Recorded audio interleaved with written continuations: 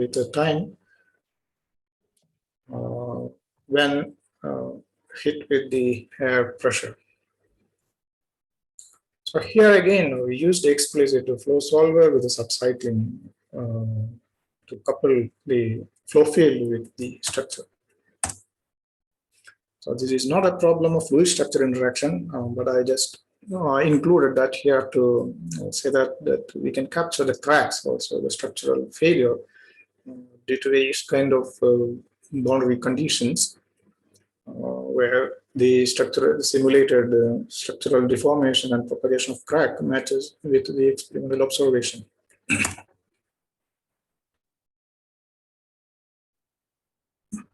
This is again another example of blast wave propagation, and its damage done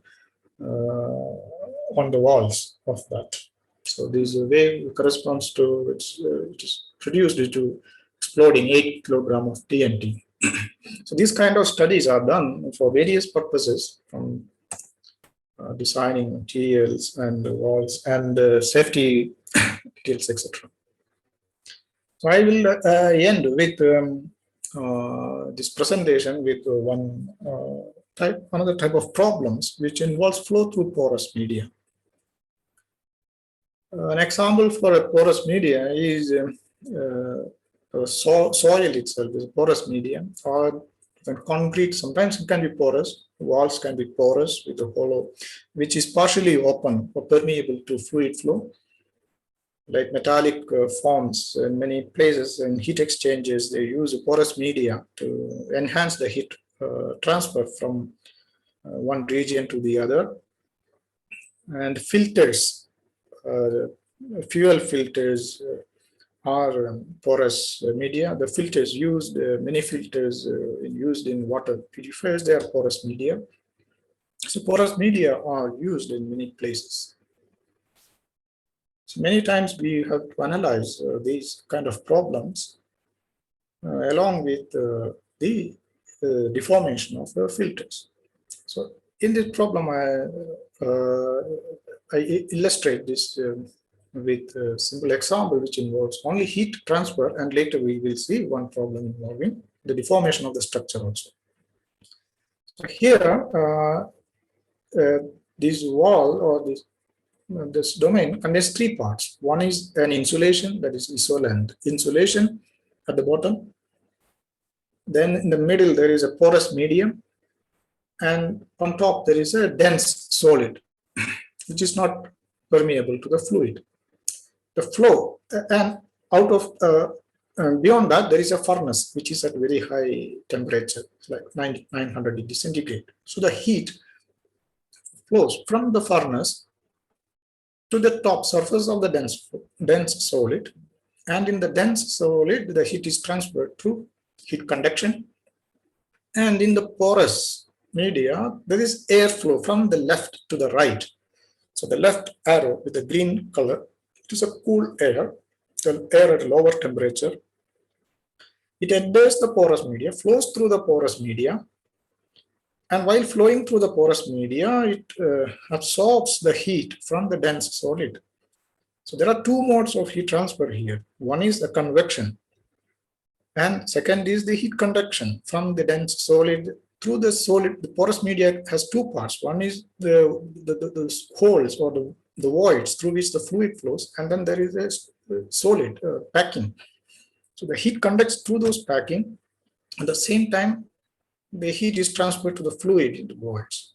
So the fluid, or the air, the low temperature air, when it comes out at the right side, it is hotter. Now, to solve this kind of problem, we need to solve for fluid flow in the porous media, because we need to get the velocities and temperatures. The heat transfer coefficient depends on the velocities, the mass flow rate. At the same time, we need to solve for the heat conduction in the dense solid and also heat conduction in the porous media. So in Fluidy, we solve this by creating a mesh for the structure which varies from, which extends from the dense solid to the porous media to the insulation block at the bottom. So in the porous media also there is a structure.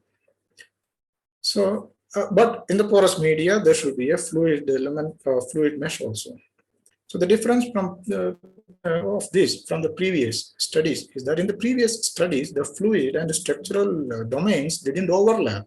They were clearly separated at the surface. But in this problem, the fluid and the structural domains overlap. And the heat transfer is not from volume to the structure. It is not surface based, but it is volume from one volume to the other volume. And as far as the heat transfer problems, there are two different models called thermal equilibrium model, and second model is a local thermal non-equilibrium. The thermal equilibrium model, it is assumed that both the solid or the structure in the porous medium and the void, that is fluid in the structure in that porous medium, they are at the same temperature. But in many cases that cannot be true, especially in problems involving very high heat flux. The solid and the fluid may not be at the same temperature. So that this assumption has to be relaxed, and we have to use what is called a local thermal non-equilibrium model. So this problem, we used the finite volume methods to solve to obtain the flow field and the temperature of the fluid of the air flowing through the porous medium, and used the finite element methods to obtain the temperature in the structure. And these are coupled. These two solvers are coupled through the element to element, which are automatically identified by the solver. One main thing here is that in fluid and MP solver, the user need not do anything to couple these exchanges. It is done automatically by the solver inside. It identifies the neighboring nodes for a structural node. It identifies the neighboring phases, fluid phases or elements, and gets the properties automatically at the end of a time step, and vice versa. So in this results, we can see that from the left, the air is entering at low temperature of 32 degrees centigrade.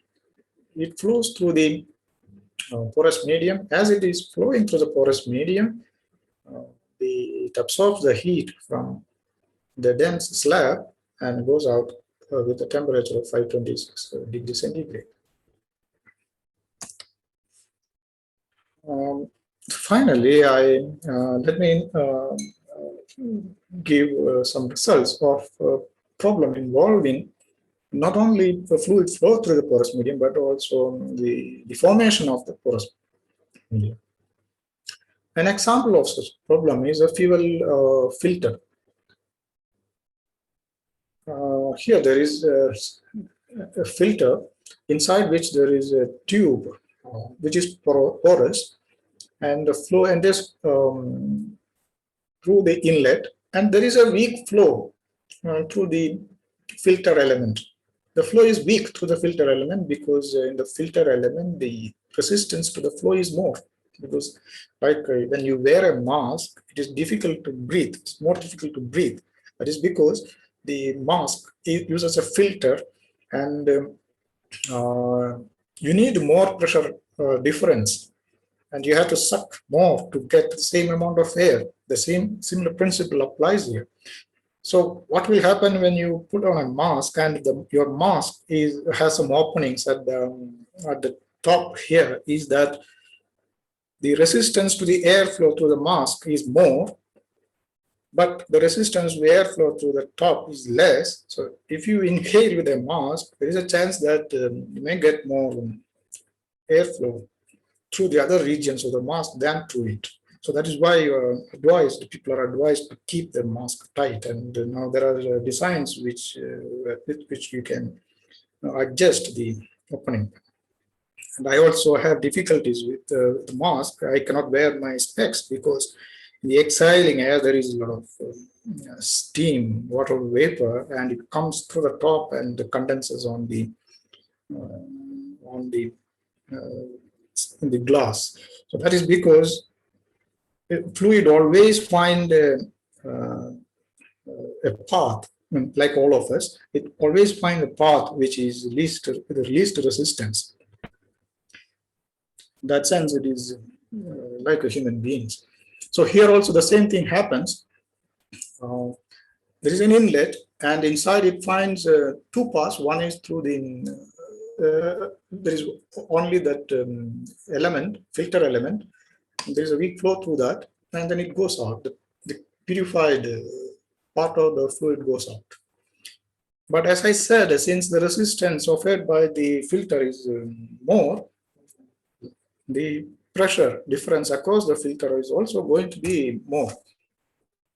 So what happens is that, so we have taken a simplified model for this, of the filter element, and there is inlet from the left, and then there is filter. One part, there is some flow going, one part and some flow going through the filter.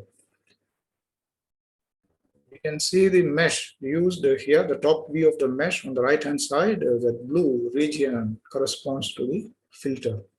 The green region corresponds to, and other regions correspond to the fluid flow. So the filter is modeled using porous media. Now the load exchange from the fluid it's from the surrounding fluid as well as from the fluid inside the filter. Now there is a fluid inside the porous media. So when we calculate the load, we need to consider both of these. So if there is a flow, this is what happens, that the filter element deforms. And the effective stress also is plotted. You can see that it has a high effective stress at the top where it is fixed and it bends. And the flow field is also, you can see that there are a lot of recirculations and so on, but there is also flowing through the filter. So in summary, we have seen the various types of fluid structure interactions, and it is essential nowadays to do an engineering analysis to consider fluid structure interactions and also for risk analysis. There are different methods to do fluid structure interactions, monolithic approach or staggered approach. The staggered approach, it should be time accurate for many problems. It offers flexibility of using different types of flow solvers for different problems, because finite volume method is more suitable for fluid flow, whereas finite element methods are historically used for structural analysis. So we can couple different types of solvers. And the mesh for the structure and fluid, they can be non-matching with the new methods. And the automatic remeshing is done to retain the quality of the elements. The quality of the elements is very important in the fluid flow analysis or structural analysis, which you have already seen in the first lecture. So this remeshing is done in an optimized manner to maintain that quality. So these are not done by the user, it is done by the software automatically. And many times we may have to use a subcycling. I mean, what we had seen in the multi-phase flow, that different flow regimes has different time scales and length scales. The same thing is applicable in the fluid structure analysis also. Fluid and the structure may have different time scales. They may change at different speeds. So we may have to use different time steps for the different solvers. Nowadays, the large deformation or even failures of the structures can also be modeled, and the surface to surface as well as volumetric exchange of loads are also possible. Now, I'll just share one more presentation, which is not part of this, which involves the analysis of a dam when subjected to earthquake.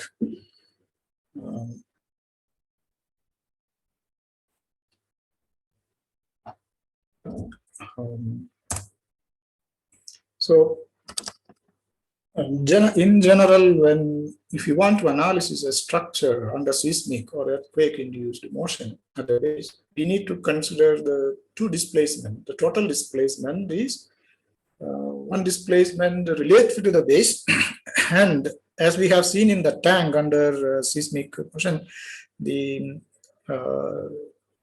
tank or the structure may deform. So at any point, the total displacement is a sum of the displacement relative to the base and also the ground motion. But only the relative motion produces the elastic and damping forces. The rigid body component, which is given as a boundary condition at the bottom, it does not produce any internal force by itself. So these are the equations for equilibrium, and I have my colleague Dr. Suresh, who develops the finite element methods and also the coupling algorithms. He is here to answer any more queries or more personal interactions. I'm not an expert in finite element method. So let us see, for example, this is a dam, as a Koina dam. This is a mesh for that.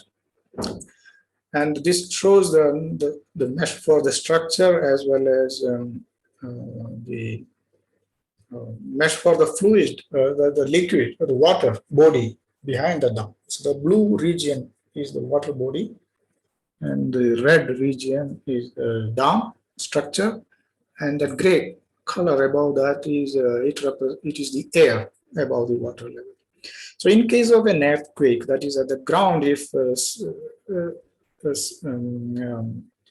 accelerations corresponding to an earthquake are given, the whole the fluid is the water is going to slosh and creating waves, and the structure itself deforms and moves, and also the hydrostatic pressure from when the fluid changes on the structure.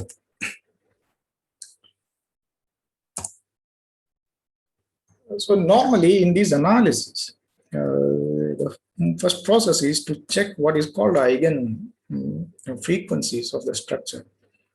See, every system has, I said it has a time scale. What it means is that every system has its own natural frequencies. We have seen in the case of wing fluttering. You might have studied all these things about natural frequency. You can find the frequencies of the system. So they're called eigenvalues. So every structure has its own natural frequencies. And if the surrounding fluid also, if the external force also varies in one of these natural frequencies, there could be resonance, which may lead to failure. So normally in this kind of analysis, the first thing to look for is the natural frequencies, or also called free vibration nodes. For example, this figures show there are different modes. You can see that the first mode, which is actually the displacement, and then the second mode, third mode, fourth mode, and so on. So these are the natural frequencies of the structure. So these are analyzed first. Then when we do the fluid flow analysis, we look whether, for example, the sloshing, whether it can generate a pressure wave in one of these modes. Then if it can generate that, then there is a possibility of failure in that mode, and such things should be avoided. So this is the first thing that is done for the in this analysis. Then while doing analysis, we can get all this data of oscillations, or we can put monitor points at different points in the solution domain, and we can capture the deformation character with the time, or in terms of frequency after doing Fourier transform.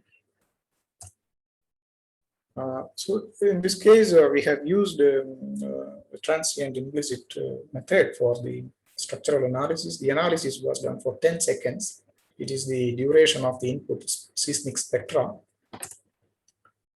And for the flow analysis, we assume the incompressible laminar flow, and the gravity has to be considered because that determines the sloshing frequencies and the wave structure. And boundary conditions and no slip wall on the sides and the down face where the transfers a load. And this flow is actually a two-phase flow. which is coupled with a structural deformation. So we use the volume of fluid method to track the interface. And remeshing is done because the structure is going to deform. We have to change the fluid domain using the remeshing.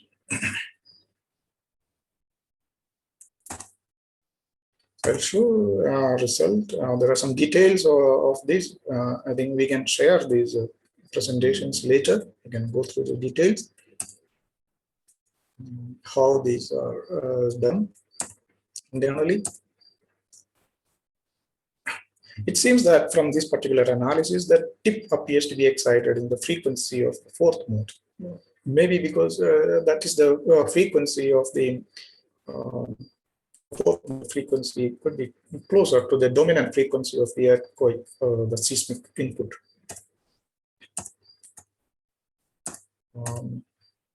Yeah, just show yes.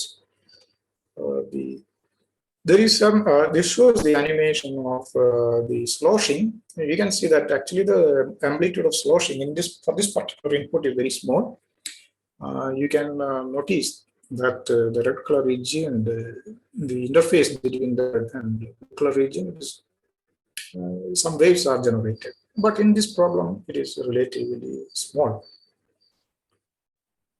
But that is important to model.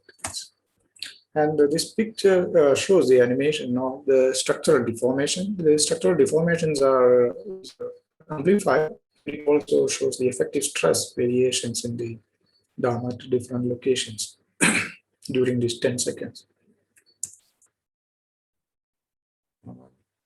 So you can see that only at the bottom of the dam is the seismic input is given.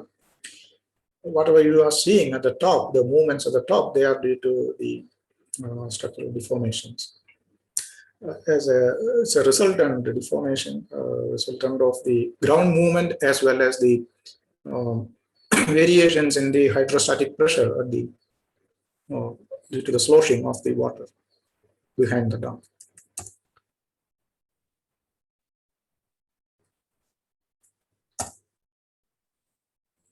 These are some more pictures which shows effective stress,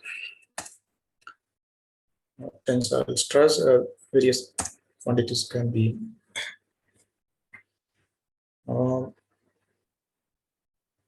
So here I stop my presentation. You can have a discussion.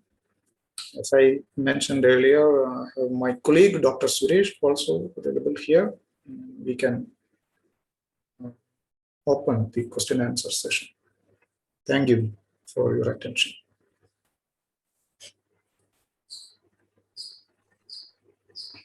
Dear participants, you can unmute yourself and you can ask the questions.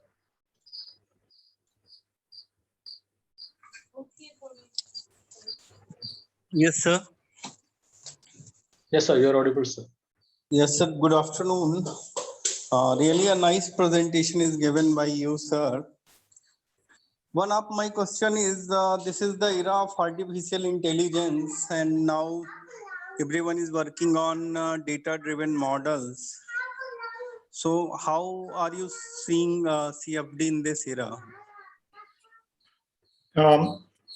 Yes, nowadays, you see, when we look at CFD or solution of these equations, these are we are solving certain known equations. We assume that these equations, like Navier-Stokes equations or other conservation equations, they represent the system, and we solve these equations. If you look at it, this is actually a sort of empirical fit for the natural phenomena. Okay, in that sense. Now, but there are a lot of uncertainties in one thing is there are a lot of uncertainties in these in many things that we do. For example, boundary conditions. When we try to solve an actual problem, the boundary conditions may not be known. For example, if you want to see airflow pattern, we may not know the actual conditions at the inlet, the boundaries, and there could be random movements of various other things. And in that case, we may have to identify a lot of scenarios, various scenarios, and make a database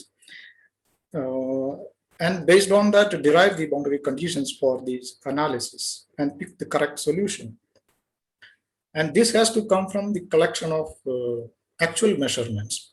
And we actually not in this fluid structure interaction. We already have such systems in place, which my colleague may introduce day after tomorrow on in atmospheric pollution models and so on, or in the risk analysis. For example, if you have a plant, an industrial plant, where there is a possibility of, for example, you all remember last year in Vaishak, an accident happened. There was a leak from a styrene plant, gaseous styrene, due to self-excitation. The vapors were, toxic vapors were, came out, and it spread in the neighborhood, and many people died and got hospitalized. So in case of such a system, we can put many sensors in different places and then collect data on a real-time basis. And if one of them picks up the gas or something not something dangerous, then you can do a reverse calculation, not through immediate CFD, but from a database created using CFD, using various algorithms, and identify the most probable location of that leak. And what you call the disaster management authorities can go and take necessary action. So such systems are being, that is a real-time CFD, fast CFD methods, real-time CFD with the high compute power, coupled with this kind of data analysis. And it can be learned, it can be updated with the new data also. So that is, I see the future in that case in one area. So there could be various other things, especially in real-time response, especially with either through using faster methods or by creating a library of solutions. For example, we can create a library of airflow patterns for the whole year at a site, at a place. And once we get this data on a particular time and a particular location, we can pick the most appropriate data using some algorithm. So this is one, yes, of course, it is going to be integrated and already being integrated for many years now. So it will increase, definitely.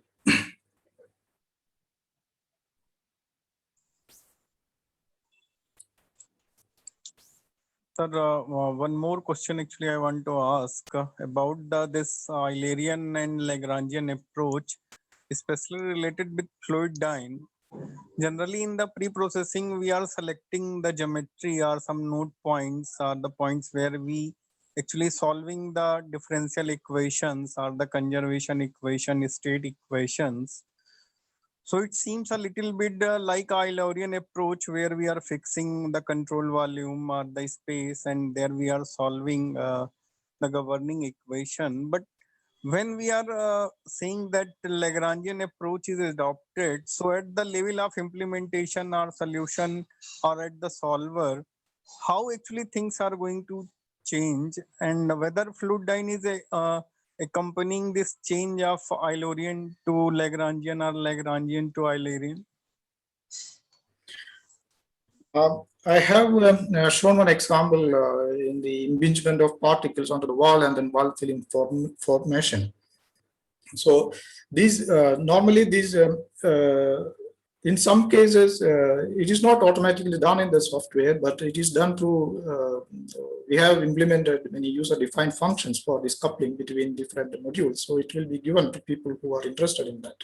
So shortly we will be updating that. So in general, what is being done is we have suppose in some region there are liquid drop, for example, liquid droplets are coming and hitting a wall, and when the liquid droplets, they are trapped using Lagrangian model. So once it reaches the wall, they are taken out and a corresponding mass source term is added to the Eulerian model. For example, you can use an Eulerian volume of fluid method in conjunction with the Lagrangian particle model. So in that case, when a particle reaches or comes to a region near the wall or near the liquid, these particles are removed from the Lagrangian tracking, and they are added as a source term. Equivalent mass is given to the liquid phase of the volume of fluid method. Hello, sir. Yes. My question is, can you focus on this solidification of casting as per the chevron? How we can this focus to the in terms of this computational fluid dynamics into the solidification of this casting, sir? That also can be used using, at the moment we don't have that facility, but in general it can be done through the phase diagram in the liquid based on the local temperature. The properties, the fluid properties can be changed to the solid properties, but as of now we don't have that kind of facility. Can we imply this such types of this whatever Yes. you have shown as per the dam, or suppose I want to apply into the furnace when we are melting the molten metal into this furnace, and can we apply such types of this system into the furnace, sir? Yes, we can model the molten metal flow. You will need to consider 2-3 phases, and you can select that as a non-Newtonian flow, and there can be a temperature dependent viscosity. Okay. And then viscosity, any property can be a function of temperature. So that can be implemented. Yes. Yes, sir. Thank you, sir.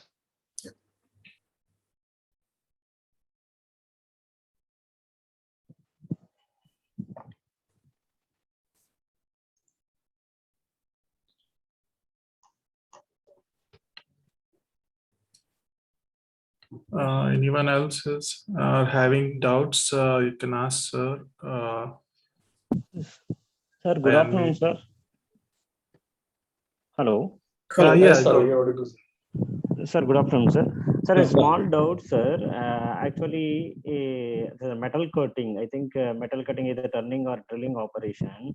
If you are going to do the wet condition, that means we are going to send the bottom to top of the tool. We are going to send to the liquid, but that tool also is moving the meshing Lagrangian or Eulerian process. Is while going Eulerian and Lagrangian process, we are sending a liquid to bottom to top. How is going to coupled in CFD analysis? You have, I have shown you that recoil problem, for example. That is one case. You can see that there's metal, we can model in CFD. Yes. That movement of this tool. So initially, the tool has grooves, helical grooves. So that can be moved, that can be changed. At the same time, so that portion between the grooves and the drilled area, that can be a fluid. So this requires some moving mesh method, and that volume itself is changing. And that tool, if it is rotating, it can be modeled using this rotating frame of references. And at the same time, you have to select a conjugate heat transfer problem. That is, there should be heat generation. There will be elemental heat generation inside the tool that due to the drilling operation, and that elemental heat generation, it can be specified as a heat source in the structure, and that will increase the temperature of the structure, and that at the fluid, the structure interface, it will be transferred to the oil or the cooling fluid. Sir, is it possible to create in the Fluidyne software there are all types of like a coupled analysis? Here two things are there. One is the heat transfer rate, explicit dynamics. Is heat transfer rate and structural and fluid. Three things are there. Is it possible to couple in the Fluidyne software? Yes. You can couple all the three. Okay, I will maybe I will show you some examples of. I will show tomorrow the example of I can show now which involves the heat transfer and thermal stresses and deformation of structure due to that thermal stress. That is possible. You can solve all the three. That you can solve for the flow field, temperature field, and the stress field. Okay. Thank you. It is in the same. It is in the same. When you select the, if you have a software, when you select, you can select FTS, fluid thermal stress solver. So is there any equation for the coupling of three methods? For example, these equations for the coupling, yes. For example, for the heat transfer from the fluid to the structure, that heat transfer has to be calculated using the local heat transfer coefficient, and that the local heat transfer coefficient needs to be depends on the local fluid velocity and other properties like a fluid conductivity and fluid density and so on. So these are obtained from the flow solver. The flow solver gets the fluid temperature, local fluid temperature, and local fluid velocity, local fluid turbulence also. So using this, it calculates the the heat transfer coefficient. The user need not do that calculation. It is already implemented there inside.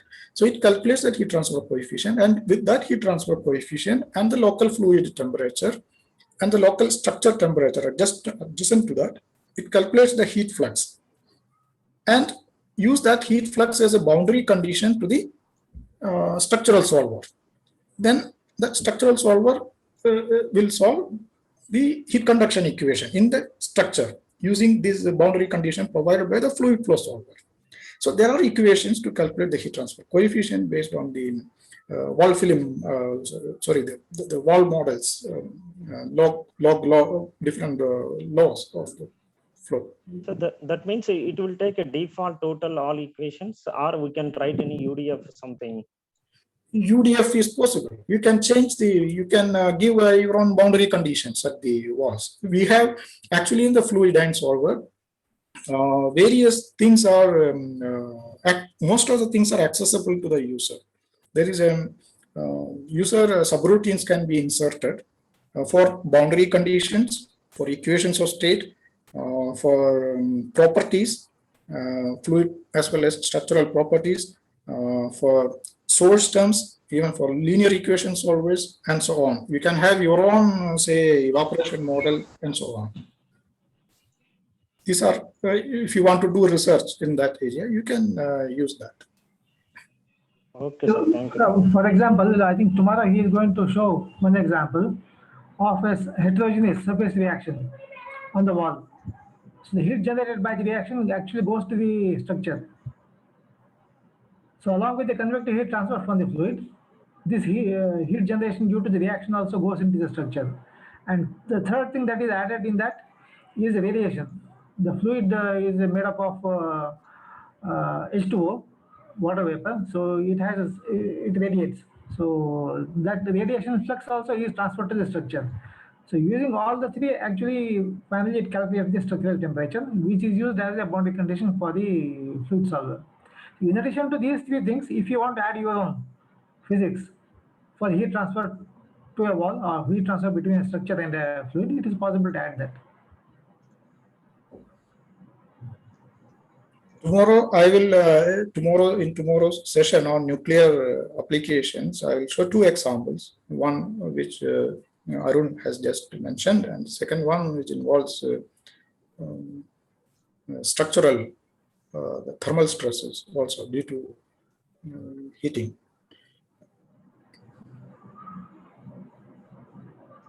I want to add in the previous question. I think his question is like that. There is heat generation because of the cutting, means the friction between cutting tool and the workpiece. So big challenge is how to model this heat generation. That's okay. We can solve the energy equation with heat source term, but during the cutting, how to model this heat generation, that is a big problem. So is there any tool or any system in Fluidine by which we can model this? Because what value we should give for the heat source term, that is very difficult. What I think so. Arun, do we have any? No, we don't have. Actually, what it maybe Suresh can answer it better, but to my knowledge, it requires actually you need to model the deformation of the solid. Deformation means basically the fracture of the metal removal by the tool, which generates heat because it's like a viscous dissipation. It's like a dissipation in the structure, and when the metal is removed, this dissipation will generate heat. That heat will have to be quantified. Right now, we don't have models for such things in fluorine because it involves metal removal. Sir, I have doubt in the ANSYS. I tried for in ANSYS, but ANSYS having some like explicit simulation, like models. So many models we have, but in that somewhat difficulty I'm facing for last 1 year onwards. We are going to so many models like Johnson-Cook model, like Lagrange, lithium Lagrangian model. Like so many models are there. While that is a damage property. Through damage properties, we have to do for whatever we are selecting a tool material and workpiece material. Suresh, no, I don't think we can model that heat generation due to this process. We don't have. I mean, using these equations, he's asking whether it is possible to model the heat generation using these equations like Johnson-Cook, all the such things. Not very sure of that. I don't know.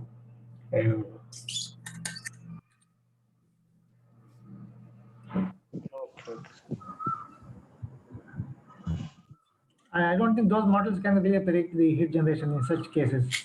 I think either you'll have to use some empirical model which gives some heat generation depending on the material and the tool type and the speed, rotation speed or whatever it is. Or there's maybe some specialized softwares for fracture mechanics may have to be used. Suresh, if you have any idea, you can tell him. So because to my knowledge, such things would be modeled using empirical formula. Because your objective is not really the cutting part, but only looking at the heat generation. Then possibly just look at the empirical, take empirical values rather than really model the cutting process. Yes.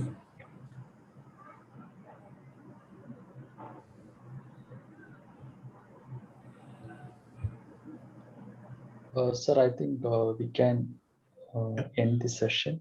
Abhinav sir? Yeah, so thank you very much, Anil sir, for this very informative session. I think we will end this here. And the next session will start again at 2:15 p.m. after the lunch break.